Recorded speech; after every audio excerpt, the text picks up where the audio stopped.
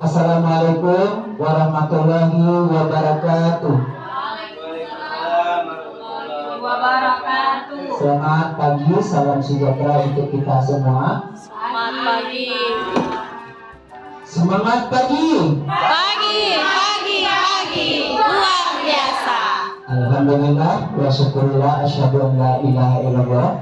Puji syukur kita ucapkan kehadirat Allah Subhanahu wa taala yang mana pada pagi hari ini alhamdulillah kita masih dipertemukan oleh Allah dalam ruangan Majelis Guru SDN 02 Sabulung dalam kegiatan sosialisasi budaya positif. Salawat dan salam kita berikan pula kepada pimpinan kita yang Nabi besar Muhammad Sallallahu Alaihi Wasallam dengan ucapan Allahumma sholli ala sayyidina Muhammad wa ala ali sayyidina Muhammad. Baik, pada pagi hari ini rangkaian kegiatan kita yang pertama pembukaan yang sedang berlangsung, yang kedua kata sambutan dari Ibu Kepala Sekolah yang dalam hal ini diwakili oleh Bapak Nixon, dan selanjutnya masuk kepada materi sosialisasi budaya positif yang akan disampaikan oleh Ibu Heni. Untuk jalan lancarnya jalan kegiatan kita ini, mari kita berdoa menurut agama kita masing-masing. Berdoa dimulai. Berdoa selesai. Acara kedua, kata sambutan dari Ibu Kepala Sekolah SDN 20 dalam hal ini mewakili oleh Bapak Nixon. Kepada Bapak Nixon dipersilakan. Assalamualaikum warahmatullahi wabarakatuh. Shalom, salam sejahtera buat kita semua. Bapak Ibu yang saya hormati, pada pagi hari ini sesuai dengan yang sudah diagendakan oleh Bu Beni akan melaksanakan aksi nyata budaya positif. Jadi Bapak Ibu, saya mewakili kepala sekolah sekaligus juga mungkin di sini saya sampaikan seperti yang sudah disampaikan kemarin, kita ke sosialisasi yang akan disampaikan oleh aksi nyata oleh Bu Heni ya, budaya positif.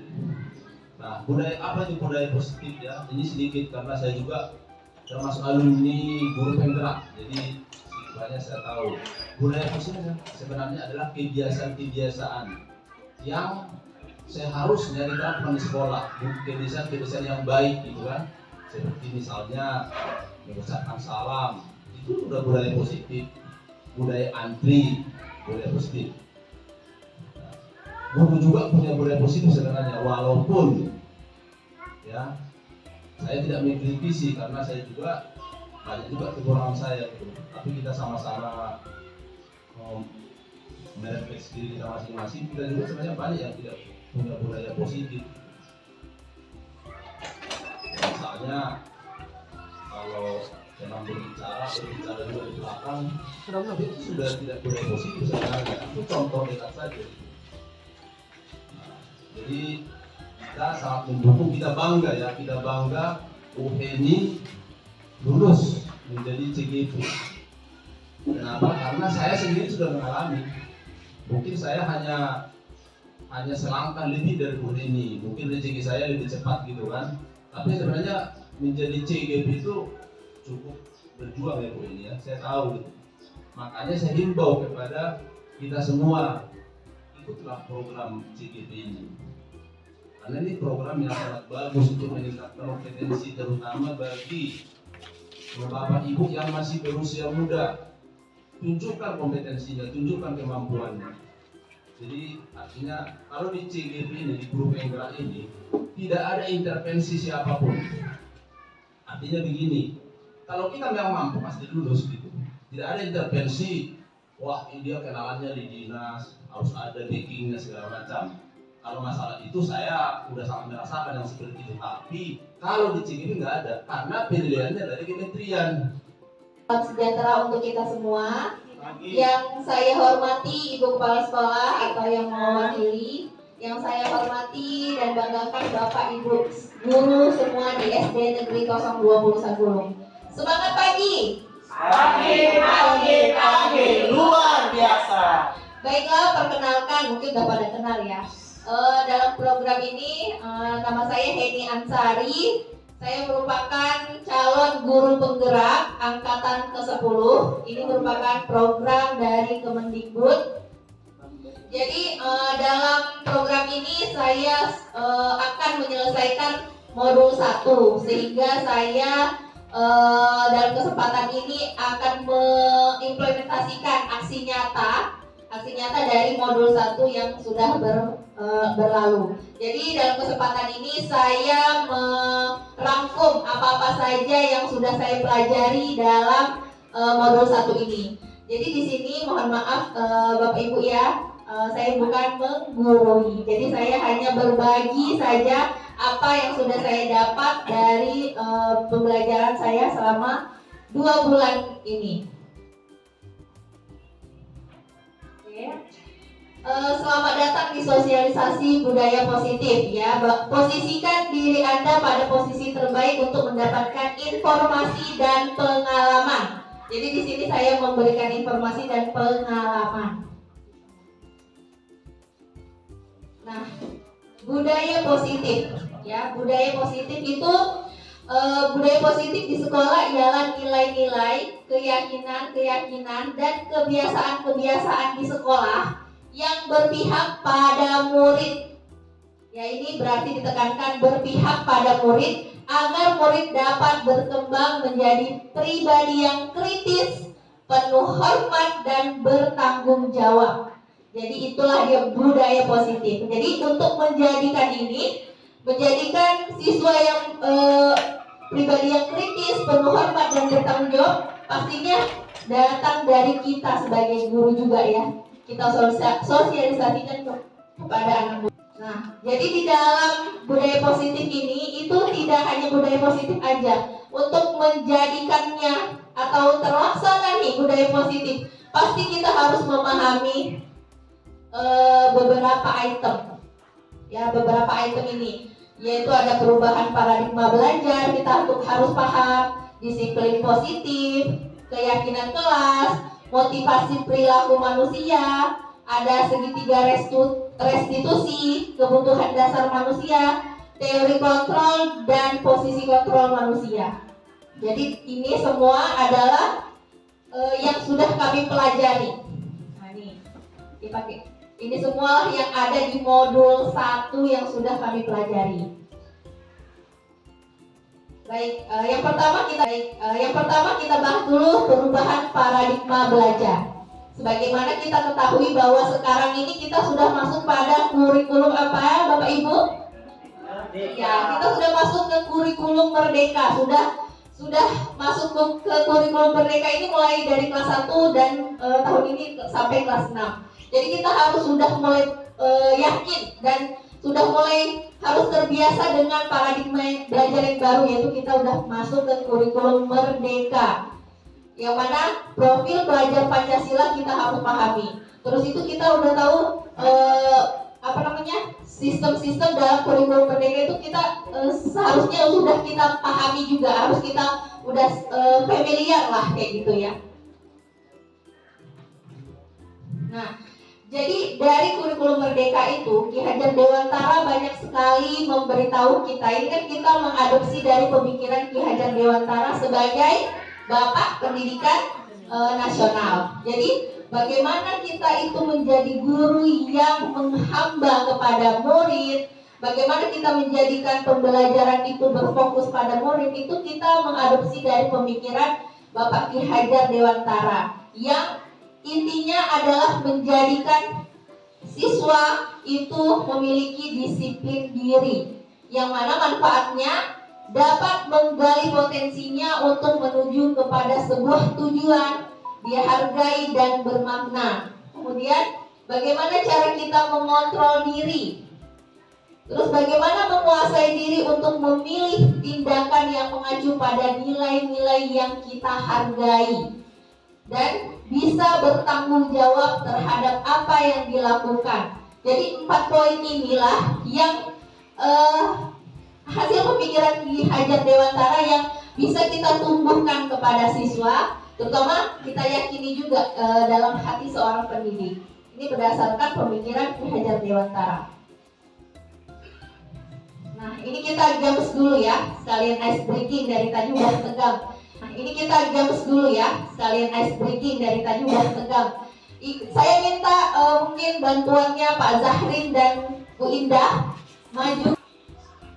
Coba ini ada di sini. Saya mau lihat ini, saya mau lihat garis. Saya mau lihat garis ini Bapak, garis tangan Bapak. Kalau katanya M, enggak, saya harus kanan. Ah, kalau M katanya miskin. Terus kalau K katanya kaya. Jadi saya penasaran, coba buka Pak.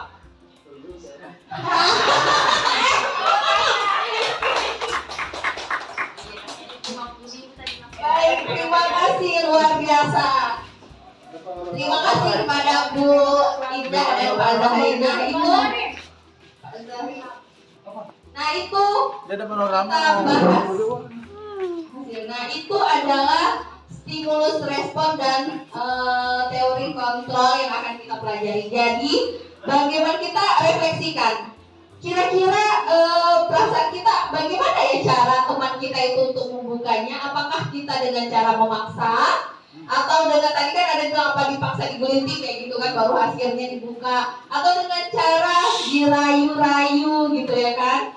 Nah itu semua adalah cara-cara kita. Tapi sebenarnya yang dikontrol itu siapa? Orang yang memberikan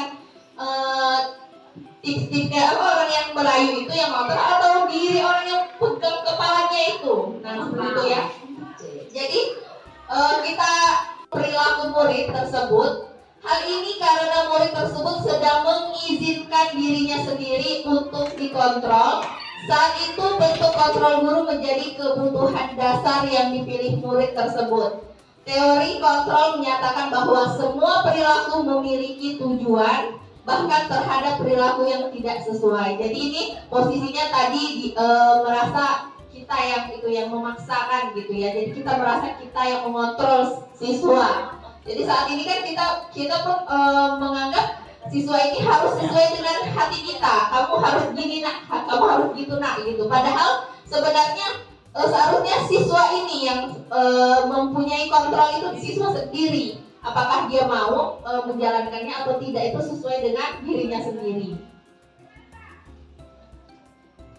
Selanjutnya isu kedua adalah bahwa semua penguatan positif, efektif dan bermanfaat. Ini berarti pada semua penguatan positif, efektif dan bermanfaat. Ini berarti pada tadi seandainya kita rayu ya, dengan dirayu, penguatan positif atau bujukan adalah bentuk-bentuk kontrol juga. Segala usaha untuk mempengaruhi murid agar mengulangi sesuatu perilaku tertentu adalah sesuatu usaha untuk mengontrol murid tersebut dalam jangka waktu tertentu. Kemungkinan murid tersebut akan menyadarinya dan mencoba untuk menolak bujukan kita, atau bisa jadi murid tersebut menjadi tergantung pada pendapat sang guru untuk berusaha. Jadi ada juga kita kontrolnya dengan cara kita rayu-rayu. Itu juga masih kayak mana ya, nanti dia akan ketergantungan. Jadi dia merasa kayak aku melaksanakan ini karena udah dirayu. Tapi kalau guru udah gak ngerayu, dia kayak merasa malas gitu ya. Selanjutnya kita ilustrasikan bahwa kritik akan membuat orang merasa bersalah, dapat menguatkan karakter. Ini kita penggunaan kritik dan rasa bersalah untuk mengontrol murid menuju pada identitas gagal. Ya, mereka belajar untuk merasa buruk tentang diri mereka.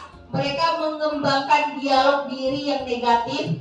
Kadangkala sulit bagi guru untuk mengidentifikasi bahwa mereka melakukan perilaku ini karena seringkali guru cukup menggunakan suara halus untuk menyampaikan pesan negatif. Nah, jadi ini berarti kita mengontrol siswanya tuh dengan cara pakai cara-cara yang negatif jadinya ya. Masa itu aja nggak bisa, itu juga bahasa yang negatif. Nah, ilusi bahwa orang dewasa memiliki hak untuk memaksa. Ini merasa kita tuh dewasa lebih senior dari orang lain, jadi bisa mengapakan orang lain itu. Banyak orang dewasa yang ilusi bahwa orang dewasa memiliki hak untuk memaksa. merasa kita tuh dewasa, atau nggak lebih senior dari orang lain, jadi bisa mengapakan orang lain itu. Banyak orang dewasa yang percaya bahwa mereka memiliki tanggung jawab untuk membuat murid-murid tersebut berbuat hal-hal tertentu. Apapun yang dilakukan dapat diterima selama ada sebuah kemajuan berdasarkan sebuah pengukuran kinerja. Pada saat itu pula orang dewasa akan menyadari bahwa perilaku memaksa tidak akan efektif untuk jangka waktu yang panjang dan sebuah hubungan permusuhan akan terbentuk. Jadi kalau kita merasa aku ini ibu ini ibu guru, kamu itu anak murid, jadi ikut aja lah kata-kata ibu guru, itu juga hal yang negatif. Kita ingat bahwa kita itu bukan yang mengontrol, yang bisa mengontrol dirinya sendiri adalah yang bisa mengontrol kita adalah kita sendiri, seperti itu. Nah, itu selanjutnya kita masuk ke disiplin positif yang topik selanjutnya. Oke, jadi disiplin positif, kata disiplin juga sering dihubungkan dengan hukuman, betul Bapak Ibu? Nah, padahal itu sungguh berbeda karena belajar tentang disiplin positif tidak harus dengan memberi hukuman. Justru itu adalah salah satu alternatif terakhir. Jadi memberi hukuman itu adalah yang paling terakhir. Dan disiplin ini adalah rasa tanggung jawab serta keyakinan pada diri sendiri. Jadi sebelumnya mungkin Bapak Ibu merasa disiplin itu berarti kalau dia nggak pakai baju, dia nggak datang terlambat berarti dia tidak disiplin. Nah, langsung kita menjudge anak ini tidak disiplin. Padahal kita kembalikan lagi, disiplin itu adalah rasa tanggung jawab. Jadi dia kalau sudah anak ini tidak memiliki rasa tanggung jawab pada dirinya sendiri, berarti itu juga termasuk dia masih belum disiplin. Jadi kita harus tumbuhkan rasa tanggung jawab serta keyakinan pada dirinya sendiri. Kita lanjut ke motivasi perilaku manusia. Oke, saya ingin bertanya kepada Bapak Ibu lagi. Dari 3 motivasi perilaku manusia ini, kira-kira Bapak Ibu berada di nomor berapa? Coba pikirkan aja di dalam hati Bapak Ibu masing-masing. Ini yang pertama, kita termotivasi pada suatu hal itu yang pertama untuk menghindari ketidaknyamanan atau hukuman. Atau yang kedua untuk mendapatkan imbalan atau penghargaan. Atau untuk menjadi orang yang mereka inginkan dan menghargai diri sendiri dengan nilai-nilai yang mereka percaya. Itu tipe nilai-nilai yang mereka percaya. Nah, kira-kira Bapak Ibu berada di posisi nomor 1, 2, atau 3 ketika ini menyangkut motivasi. Jadi kita itu termotivasi itu karena apa? Apakah karena yang pertama, kedua, atau ketiga?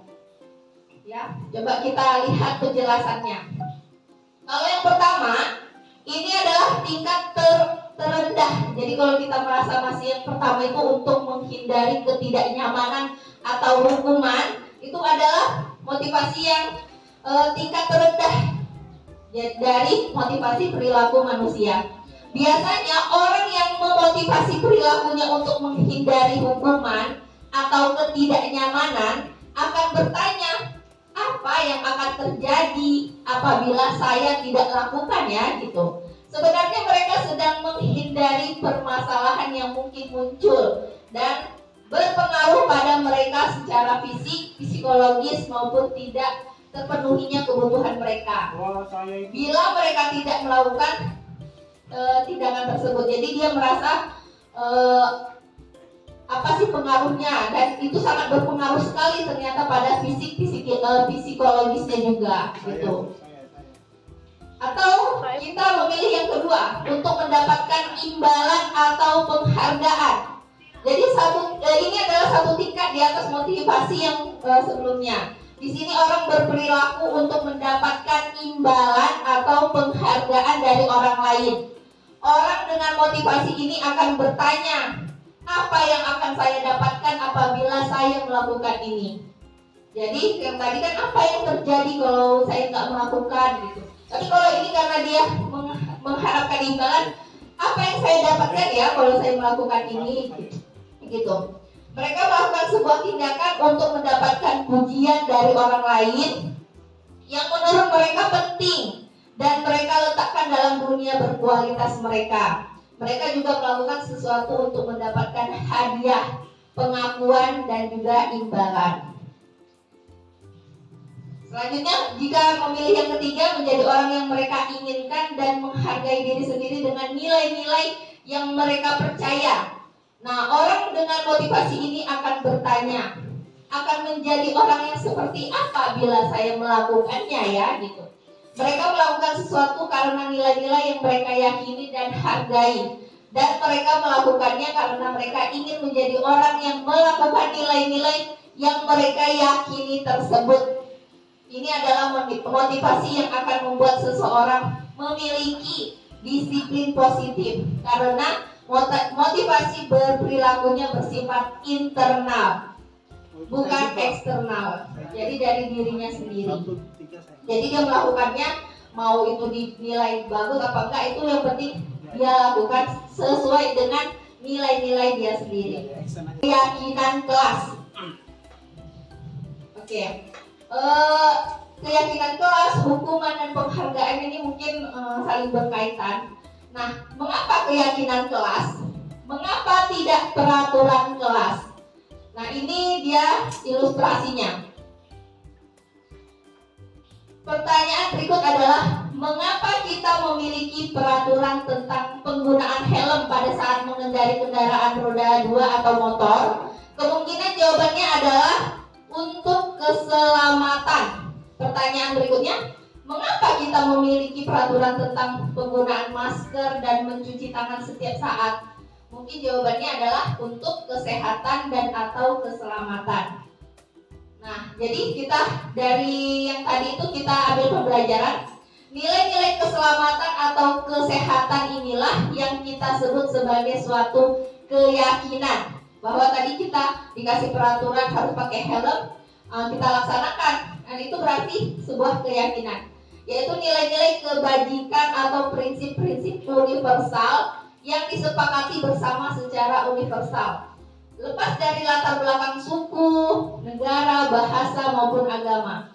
Menurut Gosen tahun 1998, suatu keyakinan akan lebih memotivasi seseorang dari dalam atau memotivasi secara intrinsik. Seseorang akan lebih tergerak dan bersemangat untuk menjalankan keyakinannya daripada hanya sekedar mengikuti serangkaian peraturan.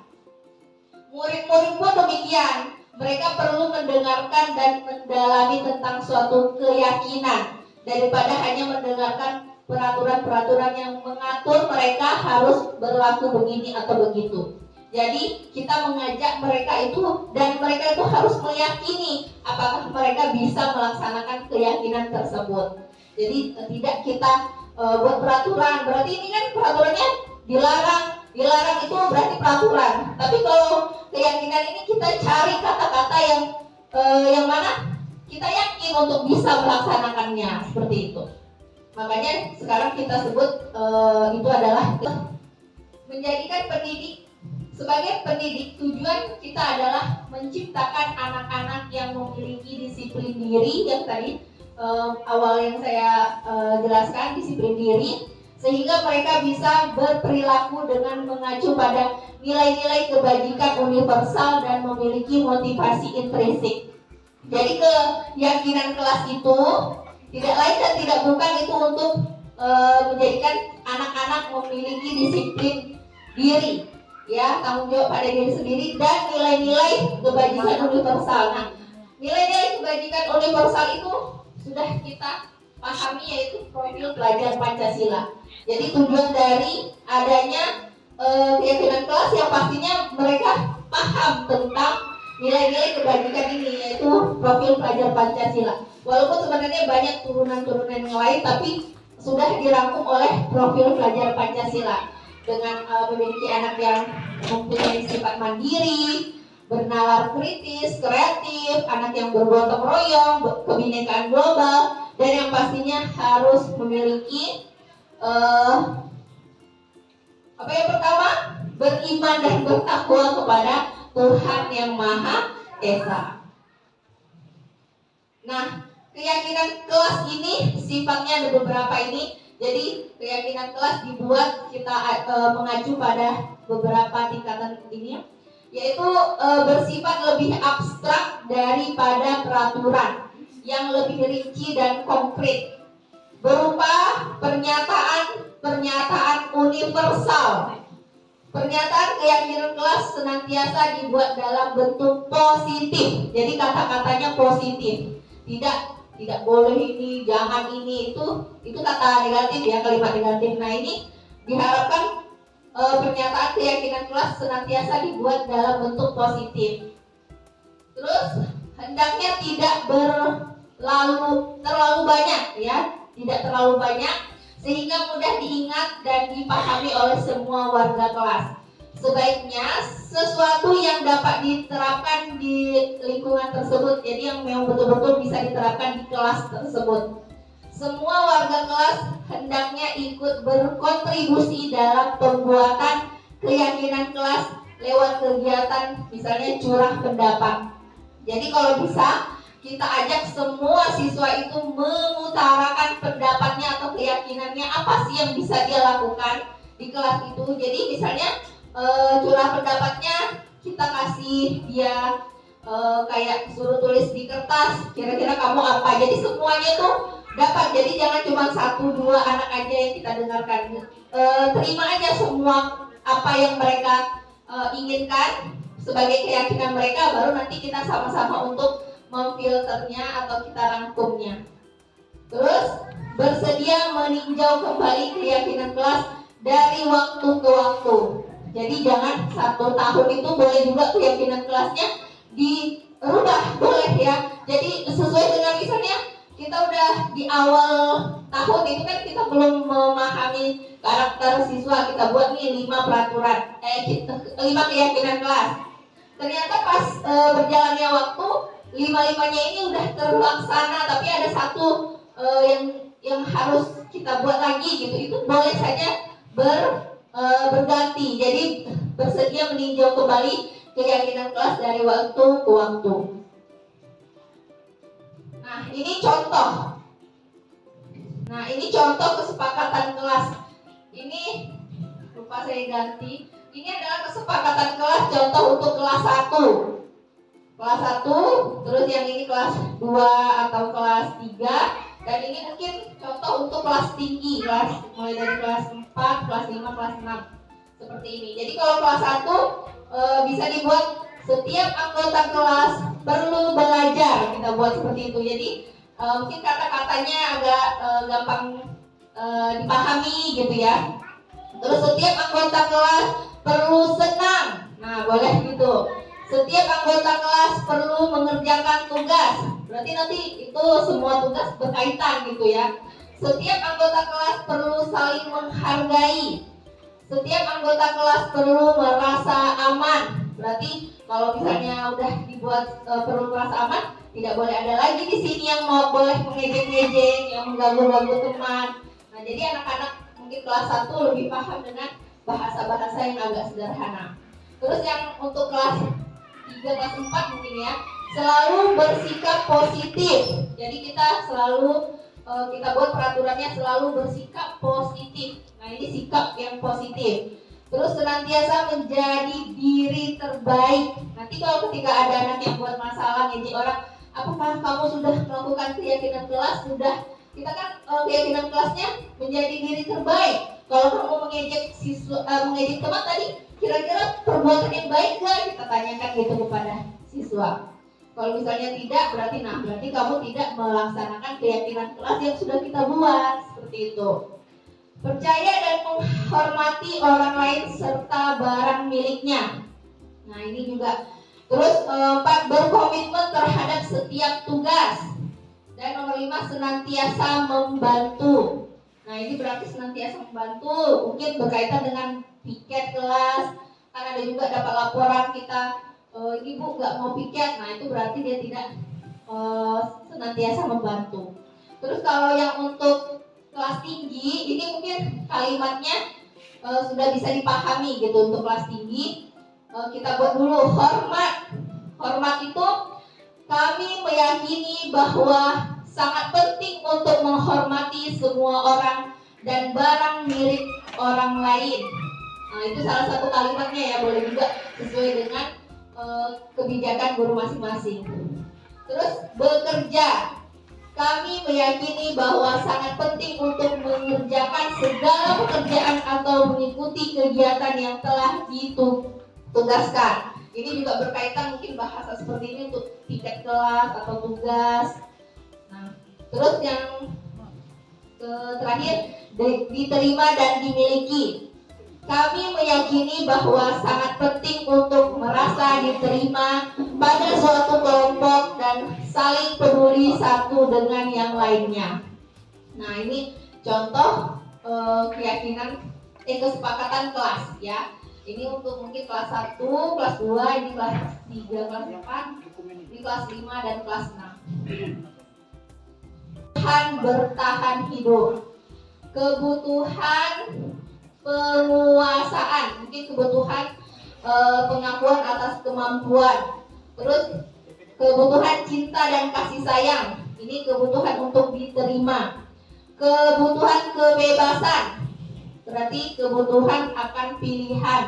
Dan kebutuhan kesenangan, kebutuhan untuk merasa senang. Jadi ini kebutuhan dasar manusia. Kita pun mungkin pasti memiliki 5 kebutuhan ini ya.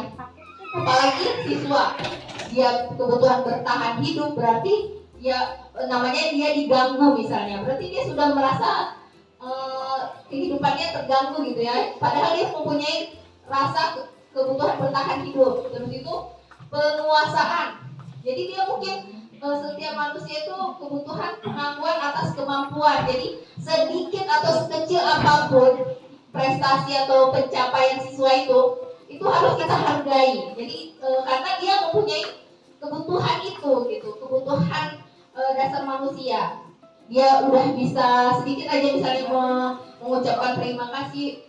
Sesekali kita harus ungkapkan gitu, hebat ya udah bisa budaya bilang terima kasih sama temannya. Itu bisa kita harus budayakan untuk bisa mengucapkan atau bisa menghargai sedikit atau sekecil apapun pencapaian siswa. Sesekali kita harus ungkapkan gitu, hebat ya udah bisa budaya bilang terima kasih sama temannya. Itu bisa kita harus budayakan untuk bisa mengucapkan atau bisa menghargai sedikit atau sekecil apapun pencapaian siswa. Nah, ini 5 posisi kontrol. Pertama, posisi penghukum. Terus posisi pembuat merasa bersalah, posisi teman, posisi pemantau, posisi manajer. Nah, sebelum kita bahas, kira-kira Bapak Ibu guru di sini sukanya berada di posisi mana ya ketika di kelas itu? Apakah posisi penghukum misalnya sedikit ada hukumannya? Terus posisi pembuat merasa bersalah, nggak pernah ngukum sih, cuma kadang-kadang dia tuh kita jadikan dia selalu merasa bersalah gitu. Ibu ini kecewa kali sama kamu dari tadi, udah capek kamu nggak ada. Mungkin itu sebenarnya kayak pribadi saya sering sekali menjadikan misalnya kayak kasus Jordi juga.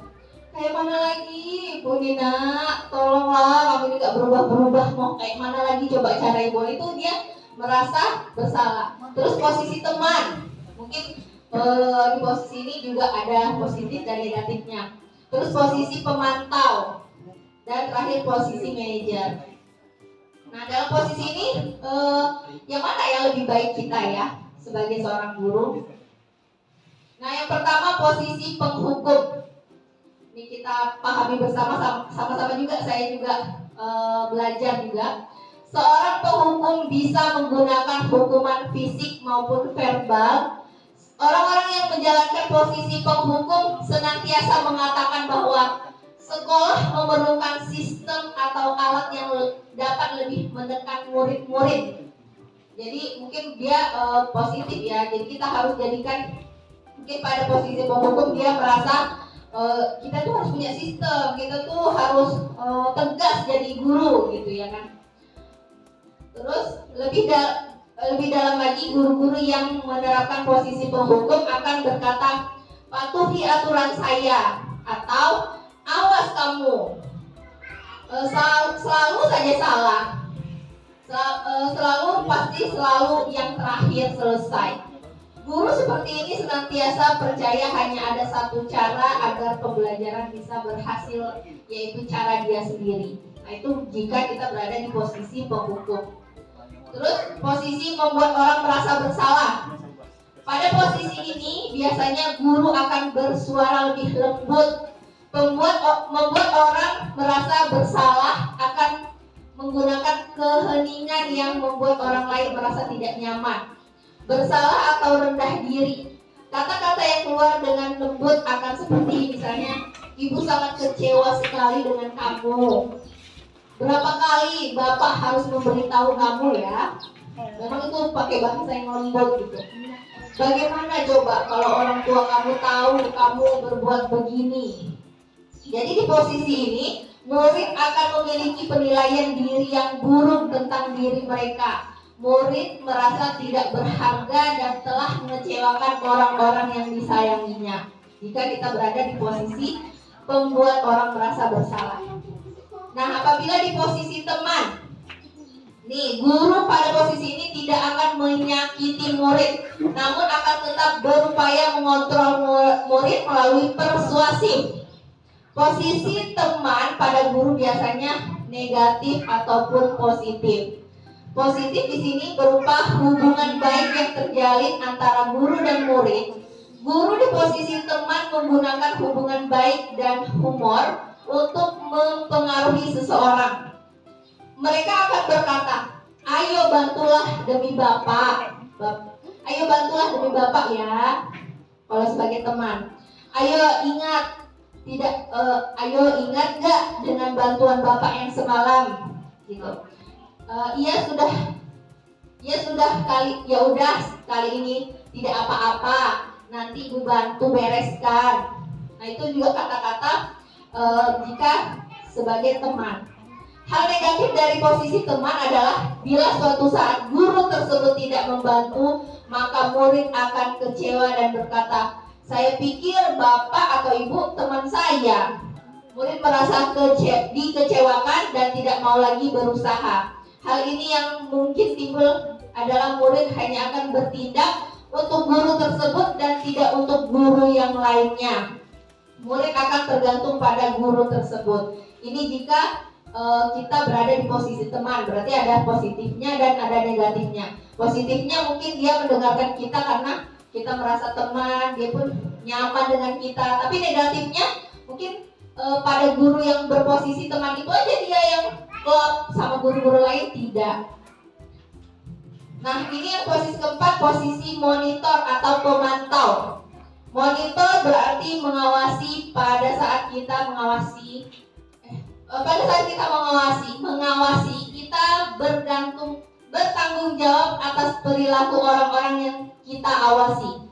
Posisi pemantau berdasarkan pada peraturan dan konsekuensinya dengan menggunakan sanksi atau konsekuensi. Kita dapat memisahkan hubungan pribadi kita dengan murid sebagai seseorang yang menjalankan posisi pemantau. Pertanyaan yang diajukan seseorang pemantau, peraturannya apa? Apa yang telah kamu lakukan? Sanksi atau konsekuensinya apa? Nah, itu kalau kita menjadi seorang pemantau atau sebagai monitor. Seorang pemantau sangat mengandalkan penghitungan catatan data yang dapat digunakan sebagai bukti atas perilaku seseorang. Posisi ini akan menggunakan stiker atau catatan daftar cek. Posisi monitor sendiri berawal dari teori stimulus respon yang menunjukkan tanggung jawab guru dalam mengontrol murid. Nah, ini udah mulai agak bagus nih jika kita memposisikan posisi monitor. Kita kembalikan lagi kepada siswa itu sendiri, dia paham nggak tentang peraturan. Selanjutnya yang terakhir, posisi manajer. Nah, ternyata posisi manajer adalah posisi mentor di mana guru berbuat sesuatu bersama dengan murid, mempersilahkan murid mempertanggungjawabkan perilakunya, mendukung murid agar dapat menemukan solusi atas permasalahannya sendiri. Seorang manajer telah memiliki keterampilan posisi teman maupun pemantau, dan dengan demikian bisa jadi di waktu-waktu tertentu kembali pada kedua posisi tersebut bila diperlukan. Jadi kalau yang saya pahami, lebih baik kita berada di posisi manajer ini. Nah, ini ada video mungkin sambil kita beristirahat, saya dan ibu guru juga saksikan video berikut.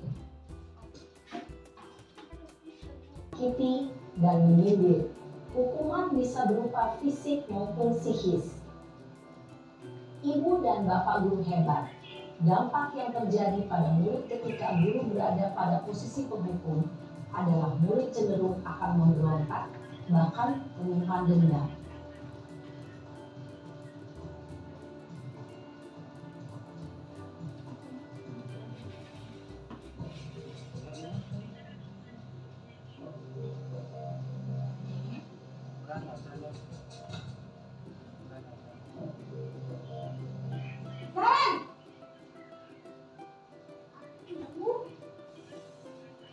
Selamat pagi, Bu.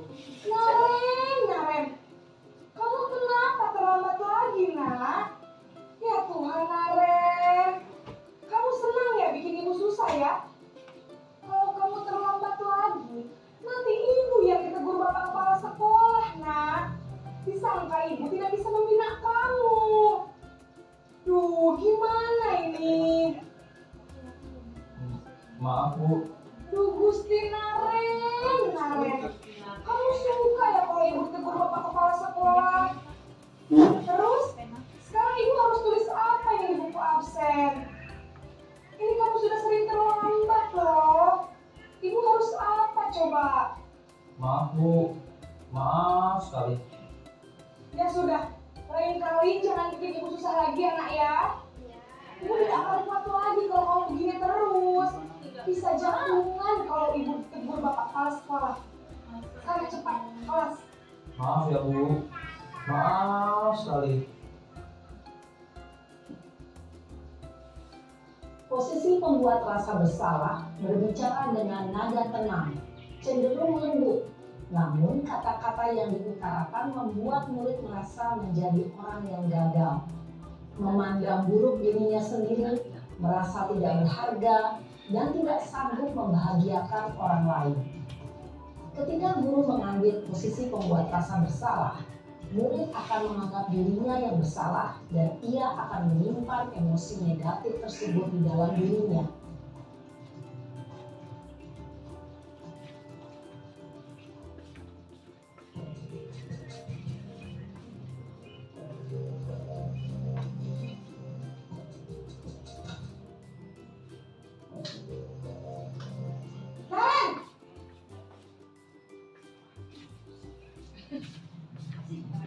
Selamat pagi, Bu.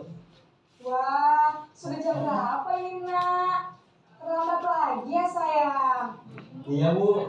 Habis. Ibu saya membangunkan saya, Bu. Kamu malah menyalahkan ibu kamu. Kamu bukannya anak yang larinya paling kencang. Kok terlambat sih? Iya, Bu. Saya memang terlambat bangun tadi. Jadi, biarpun saya lari kencang, tetap gak kekejar, Bu. Ya sudah sana. Nanti lain kali larinya lebih kencang lagi ya. Biar gak terlambat lagi. Bikin senang ibu. Demi ibu. Bisa kan? Bisa lah, Bu. Ya sudah sana masuk kelas. Ibu beresin urusan absen kamu. Kamu ini ada-ada saja. Dalam posisi teman, guru berbicara dengan nada suara ramah, akrab, cenderung bersenda gurau untuk menjaga suasana tetap santai. Murid akan merasa senang, aman, dan akrab dengan guru. Identitas yang tercipta adalah identitas sukses atau berhasil. Namun, perlu diingat, karena ini masih dorongan eksternal, maka ada faktor ketergantungan dari murid kepada orang tertentu. Di sini guru absennya, sehingga di lain waktu murid bisa berperilaku baik, namun hanya kepada orang-orang tertentu saja.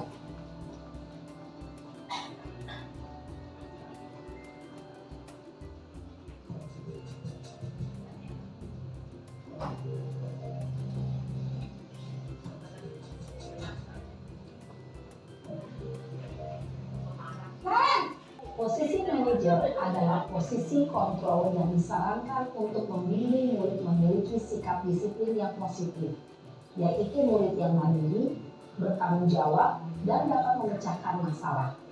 Tujuan dari posisi ini adalah agar murid dapat berefleksi atas tindakannya. Guru akan dengan tulus memberikan pertanyaan-pertanyaan bermakna, sehingga membuat murid dapat belajar dari kesalahannya dan mencari sebuah solusi untuk menyelesaikannya. Ibu dan Bapak guru hebat, setelah mengamati adegan kelima posisi kontrol tadi, kira-kira posisi mana yang paling ideal? Posisi mana yang dapat menunjang motivasi intrinsik murid? Video tadi itu adalah gambaran kita. Sebenarnya mungkin kelima posisi kontrol itu sudah kita pernah terapkan mungkin ya. Cuman dari 5 itu kita nggak tahu apakah kita berada di pemukul, di posisi teman, ataupun manajer. Pastinya kita sudah pernah melaksanakannya. Mungkin lebih seringnya, misalnya kalau saya merefleksikan, kayaknya saya lebih seringnya di posisi penghukum gitu. Itu sebenarnya tidak salah kalau sesekali, jangan setiap hari kita tuh menjadi penghukum. Tapi lebih idealnya lagi memang kita harus sebagai pendidik ini harus berada di posisi manajer seperti itu. Cek. Oke, selanjutnya sedikit lagi ya Bapak Ibu. Video tadi itu adalah gambaran kita. Sebenarnya mungkin kelima posisi kontrol itu sudah kita pernah terapkan mungkin ya. Cuman dari 5 itu kita nggak tahu apakah kita berada di pemukul, di posisi teman, ataupun manajer. Pastinya kita sudah pernah melaksanakannya. Mungkin lebih seringnya, misalnya kalau saya merefleksikan, kayaknya saya lebih seringnya di posisi penghukum gitu. Itu sebenarnya tidak salah kalau sesekali, jangan setiap hari kita tuh menjadi penghukum. Tapi lebih idealnya lagi memang kita harus sebagai pendidik ini harus berada di posisi manajer seperti itu. Cek. Oke, selanjutnya. Salah satu cara untuk memperbaiki diri agar terwujud disiplin diri dapat dilakukan melalui segitiga restitusi. Segitiga restitusi adalah proses menciptakan kondisi bagi peserta didik untuk memperbaiki kesalahan mereka, sehingga mereka bisa kembali pada kelompok mereka dengan karakter yang lebih kuat. Ini merupakan pendapat dari Gosen tahun 2004.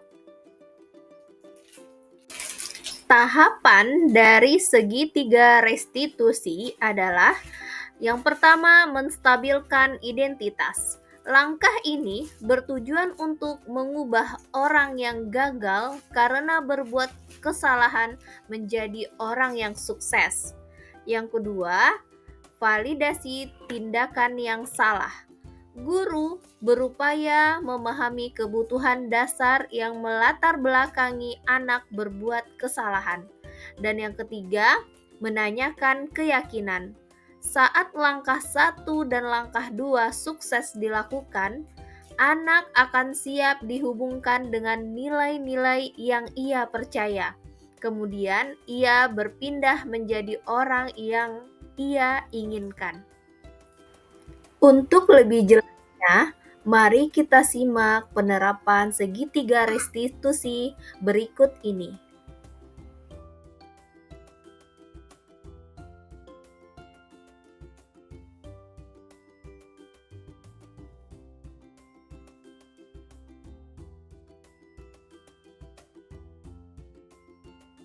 Assalamualaikum Nur. Waalaikumsalam, Bu.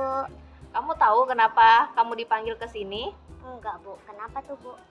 Karena tadi Ibu periksa buku tugas, ternyata tugas kamu nggak ada. Kenapa kamu tidak mengumpulkan tugas, Nur? Soalnya tadi buku saya ketinggalan di rumah, Bu. Kenapa bisa ketinggalan? Tadi pas mau berangkat sekolah, saya buru-buru, jadi kelupaan. Oh gitu, sama dong. Ibu juga dulu pernah melakukan hal yang sama. Karena buru-buru, Ibu terlupa bawa buku tugas. Tapi kira-kira ini sesuai nggak dengan keyakinan kelas kita? Enggak, Bu. Emang apa keyakinan kelas kita? Tidak boleh saling mencontek, boleh kerjasama. Emang apa keyakinan kelas kita? Tidak boleh saling mencontek, boleh kerjasama, tapi tidak boleh saling meniru, tanggung jawab terhadap tugas. Iya, benar ya. Jadi kita harus tanggung jawab dengan tugas kita.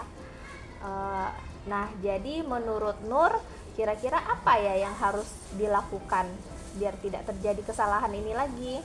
Memastikan buku yang akan kita bawa besok sudah ada di dalam tas. Ya, itu dilakukannya kapan? Setelah pulang sekolah. Iya, benar. Jadi setelah pulang sekolah nanti kamu pastikan dulu buku yang mau dibawa besok itu sudah dimasukkan ke dalam tas, terutama saat malam hari, karena kan setelah belajar pasti kamu bakal pakai bukunya ya. Jadi pastikan dulu bukunya ada di dalam tas. Jadi Ibu harap permasalahan ini tidak terjadi lagi ya, Nak. Iya, Bu. Oke, baik. Terima kasih ya, Nur. Ya, Silakan kembali ke kelas. Nama saya Nur. Saya senang sekali diajak diskusi untuk menyelesaikan masalah saya. Tidak ada hukuman, namun kami mencari penyelesaiannya bersama. Terima kasih.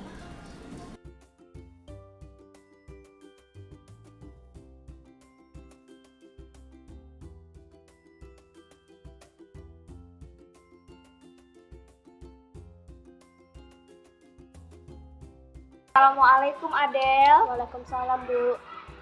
Ibu mendapatkan laporan dari teman kamu.